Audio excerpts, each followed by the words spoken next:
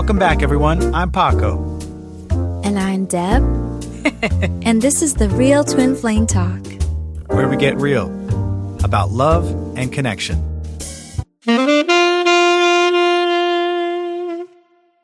Hello and welcome to our podcast, The Real Twin Flame Talk with Paco and Déborah. In our third episode, we speak about the revealing from the perspective of the divine feminine. How was the process of learning that we were twin flames? Exactly, Déborah. How was the process for you in revealing me as your twin flame? What happened? It's actually a very funny story. I love telling it. Yeah, I'm happy to hear. Please share with us. Well, like I was sharing in the first episode, I had met someone in my days of couch surfing in my apartment, and this person seemed to be like something of the ordinary, and so I was like believing this person to be finally the one I have been looking for my whole life. And of course it was a funny moment there because my family was all making fun, like, oh, you're gonna marry a German guy, blah blah blah. So I was like super into going to Germany, and I was like super hooked with this guy. So this is pretty much what sparked my twin flame journey, in truth. And this is what got me to understand what the relationship was, because as I was sharing in the first episode, it felt different and like there was something real there. So it's like, okay, I have to know, like, how is it that I have all these intense feelings with this person?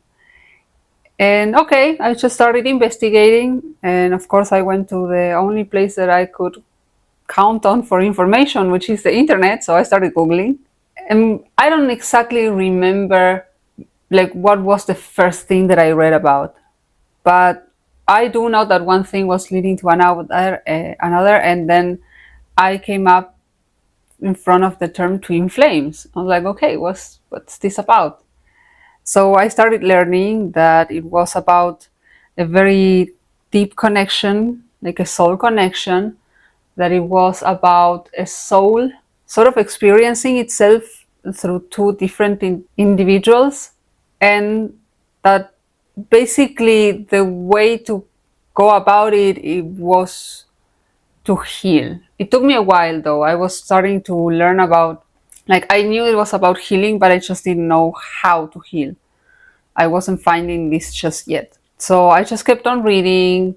I remember bumping into a YouTube channel from also a coach, but like a relationship coach, doesn't have anything to do with spirituality.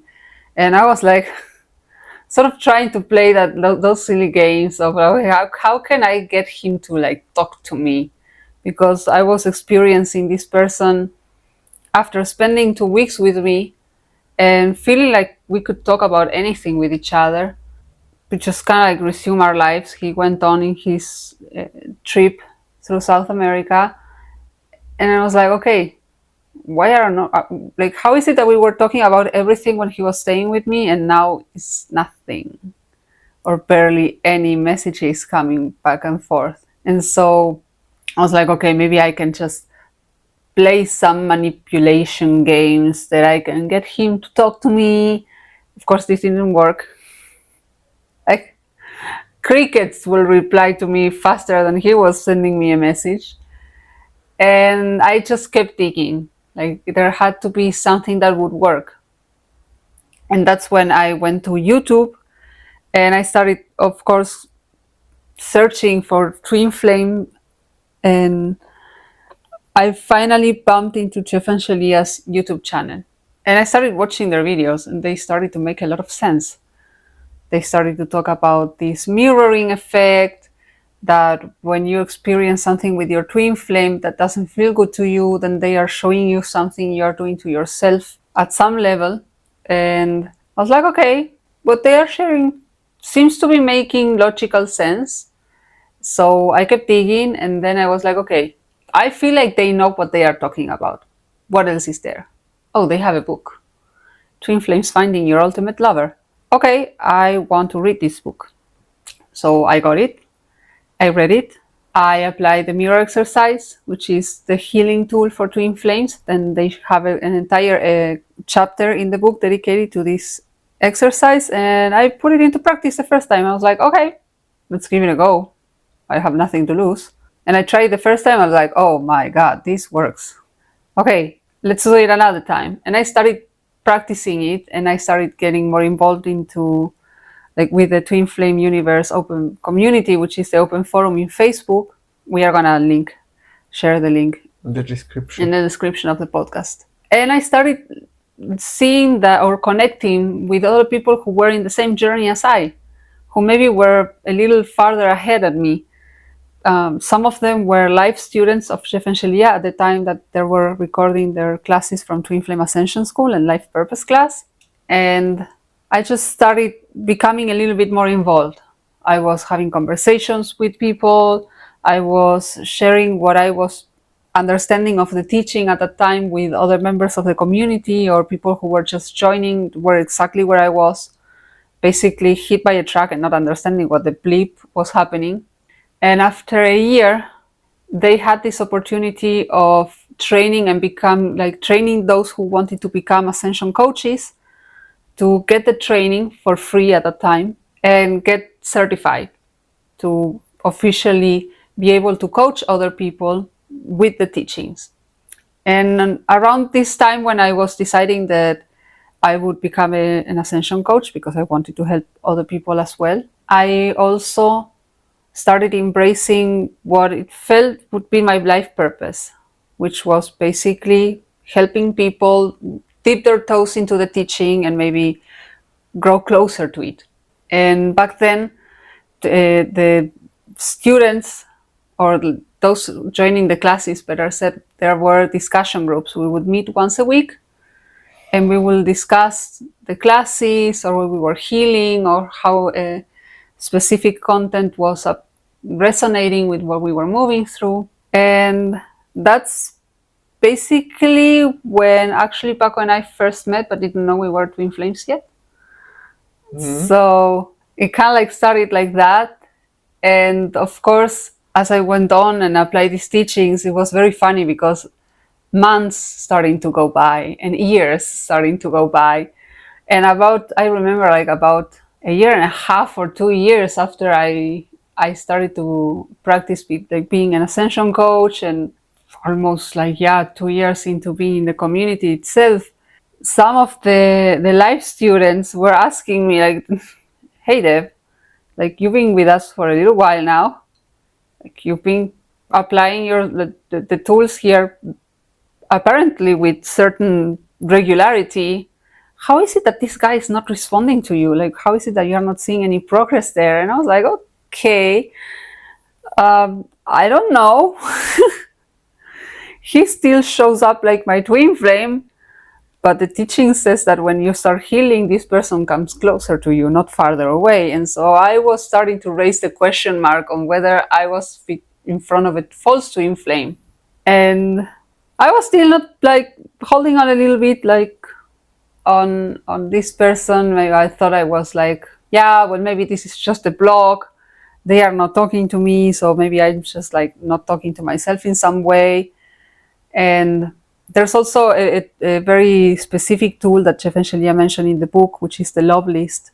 And it's basically a list that you make with yourself, where you write down all your core values for your perfect romantic relationship, as well as the traits that you would like your perfect person to have.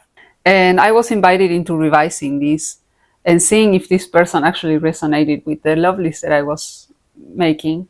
And it was kind of like about 80 something percent.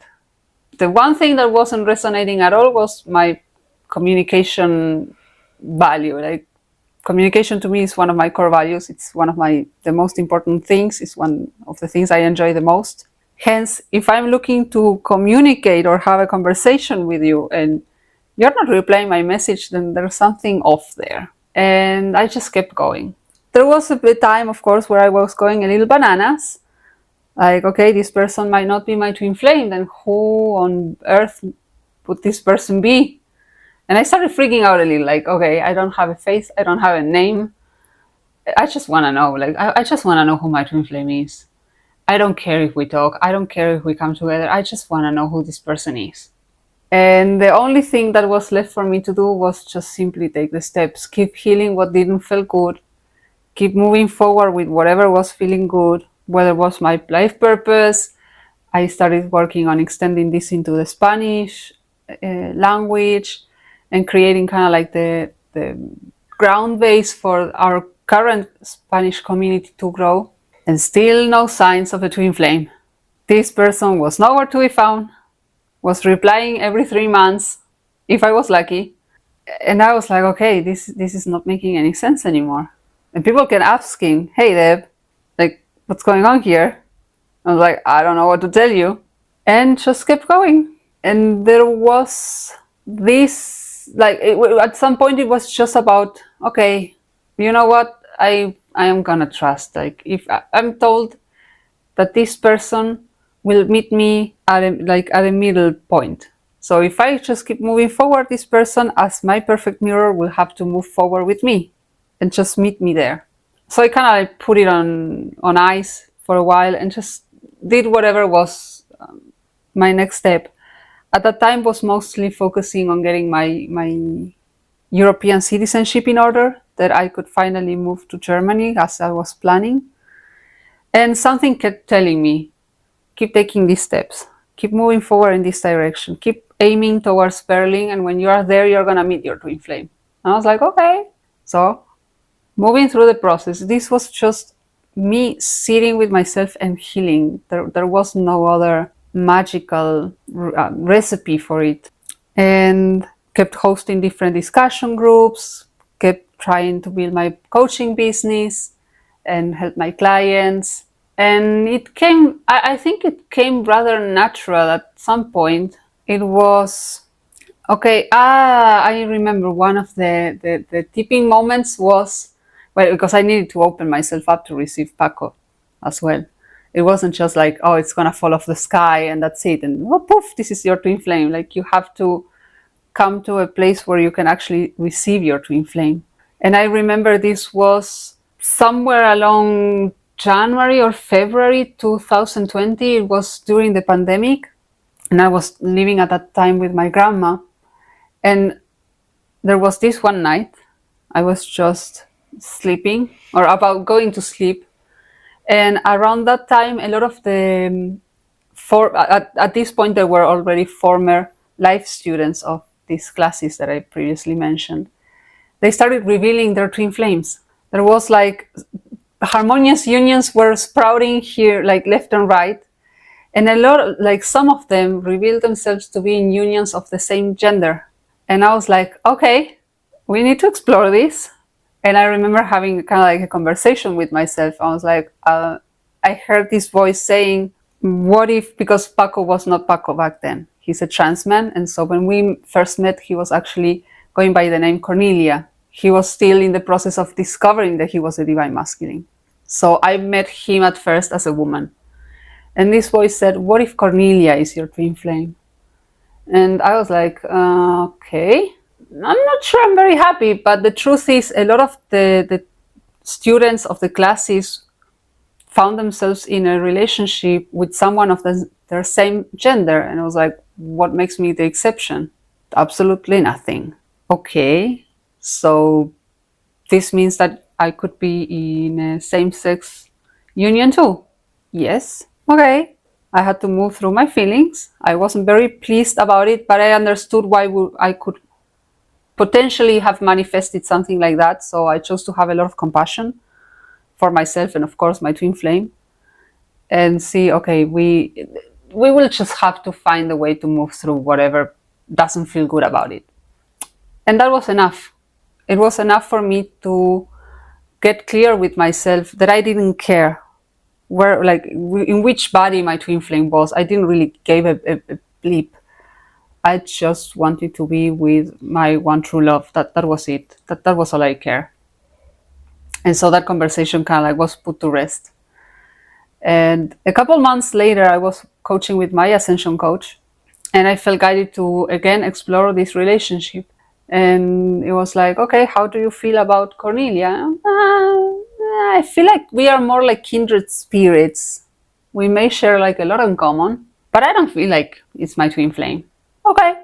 And months kept going. From this point, there was no other invitation to explore if this is actually us being twin flames. We just went about our lives.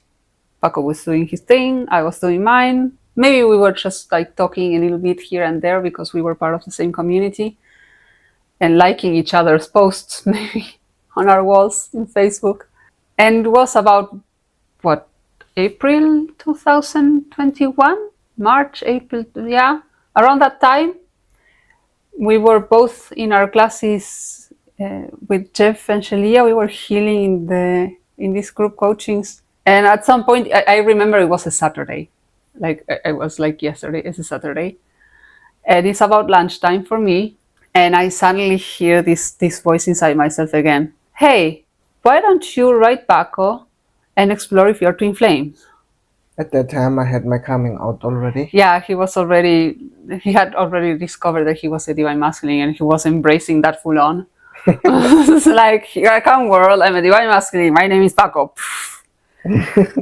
And that one was pretty much when I was feeling very much pulled to just reach out to him and say, hey, I feel like exploring if we are twin flames.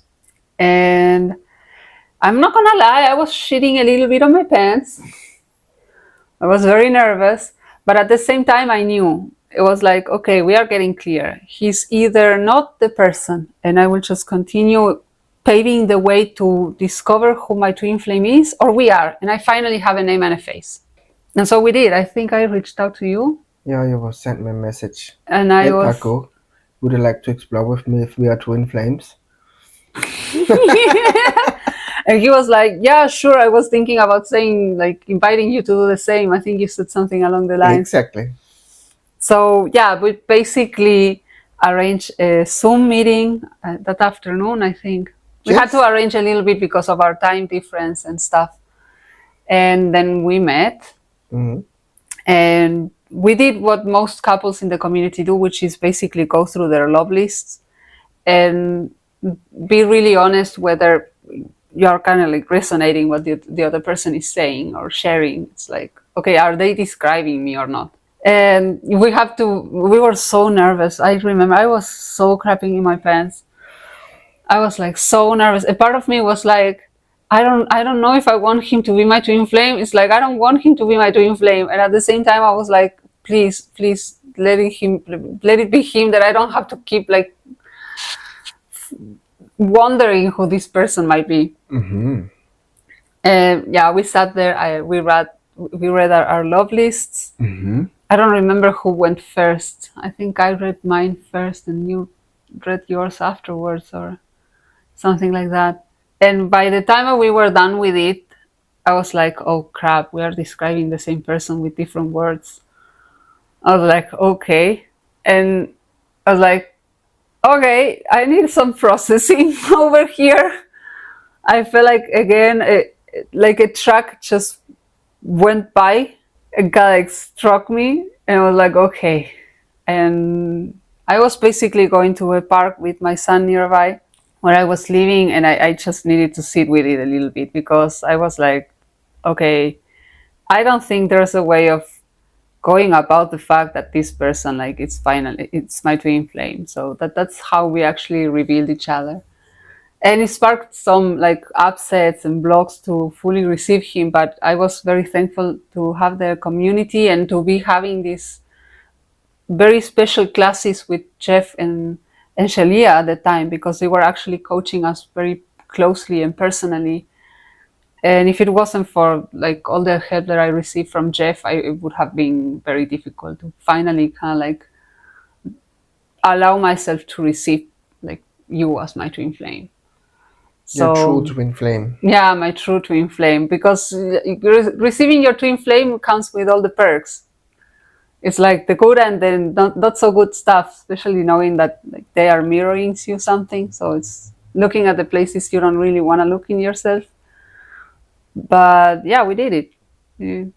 just worked through it. We have received a lot of support from the community and our coaches, both Paco's coaches at the time and mine. They were like super helpful. Exactly. In holding that space for us. Yeah. Yeah, super friends, true friends, kinda, who love you unconditionally and just desire the best for you. Yeah. And people who were also moving through the same experience of revealing their twin flames to be in a same-sex union, especially those who have been in like heterosexual relationships prior to the journey. And they were like, oh, yeah, Deb, like if you need a hand, if you need to talk it out, if you want like support, we know what it's like we went through the same, like, and we got you covered. So that was very, very beautiful to experience in the whole revealing process. I feel like I cannot tell this story without telling that piece.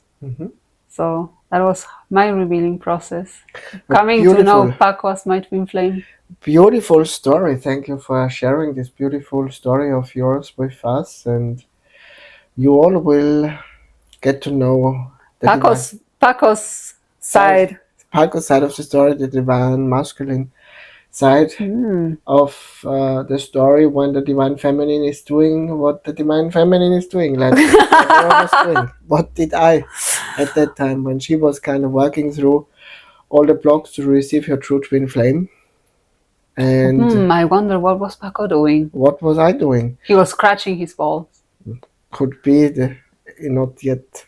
We will have to see in the next episode. In the next episode, where Paco will spill all the beans. Exactly. So, hope you enjoyed this episode number 3 about the revealing of Déborah's true twin flame. And stay safe, and we hear you in the next episode. Exactly. Bye. And that's our time for today. Remember to keep that flame alive. Join us next time on The Real Twin Flame Talk.